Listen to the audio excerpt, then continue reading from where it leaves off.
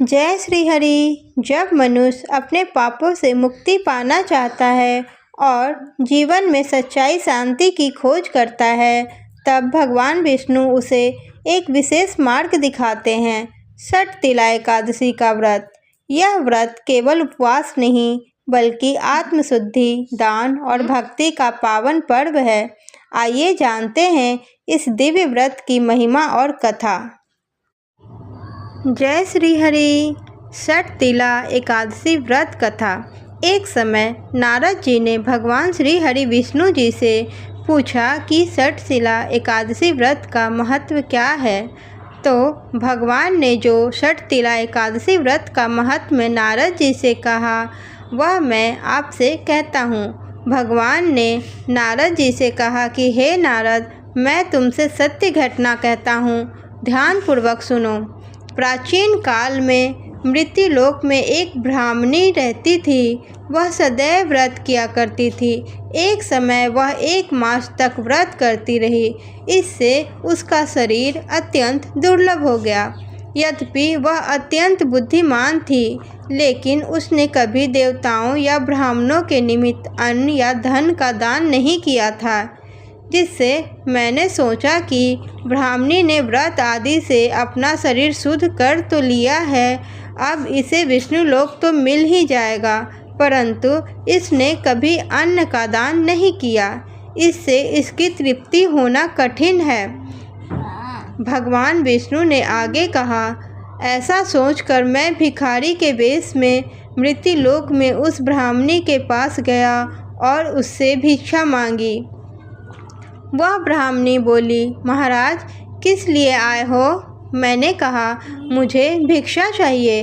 इस पर उसने एक मिट्टी का ढेला मेरे भिक्षा पात्र में डाल दिया। मैं उसे लेकर स्वर्ग लौट आया। कुछ समय बाद वह ब्राह्मणी भी शरीर त्याग कर स्वर्ग में आ गई। उस ब्राह्मणी को मिट्टी का दान करने से स्वर्ग में सुंदर महल मिला, परंतु उसने अपने घर को अन्न आदि सब सामग्रियों से शून्य पाया।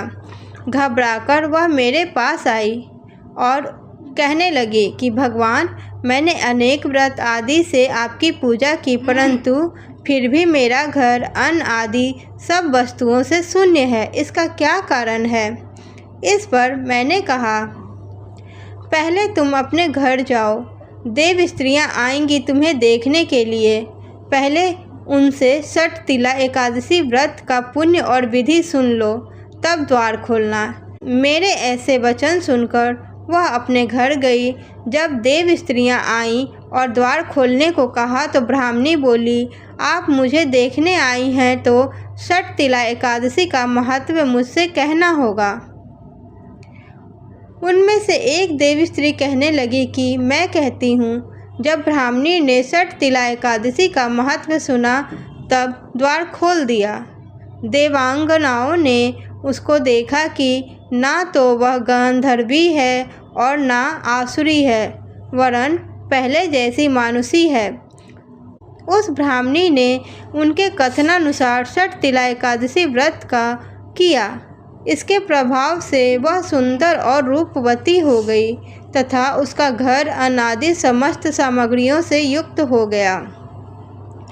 अतः मनुष्यों को मूर्खता त्याग कर षठ तिला एकादशी का व्रत और लोभ न करके तिल आदि का दान करना चाहिए। इससे दुर्भाग्य, दरिद्रता तथा अनेक प्रकार के कष्ट दूर होकर मोक्ष की प्राप्ति होती है। इस प्रकार षठ तिला एकादशी व्रत समाप्त हुआ। दोस्तों, षठ तिला एकादशी हमें सिखाती है कि सच्चा धर्म केवल पूजा में नहीं, बल्कि दान, सेवा और शुद्ध मन में भी होता है। जो श्रद्धा से इस व्रत को करते हैं, उनके जीवन से दुख दूर हो जाते हैं और भगवान विष्णु की कृपा सदा बनी रहती है। इसी विश्वास के साथ हम अपने जीवन को धर्म, प्रेम और भक्ति के मार्ग पर आगे बढ़ाएं। कथा अच्छी लगी हो तो कृपया चैनल को सब्सक्राइब करें, बेल आइकन ज़रूर दबाएं ताकि मैं जो भी नया वीडियो डालूं उसका नोटिफिकेशन सबसे पहले आपको मिले। और वीडियो को लाइक करें, ज़्यादा से ज़्यादा लोगों को शेयर करें और कमेंट्स में जय श्री हरि विष्णु अवश्य लिखें। आस्था की आवाज़ चैनल पर आपको इस तरह की भक्ति से जुड़ी हुई कथा, कहानियाँ, व्रत, त्यौहार पर वीडियो बहुत सारी मिलेंगी। अच्छी कहानियाँ भी मिलेंगी। आप खुद भी सुने और अपने बच्चों को अवश्य सुनाएं, ताकि वो हमारी संस्कृति और परंपराओं से जुड़े रहें और उनके बारे में जानें। धन्यवाद।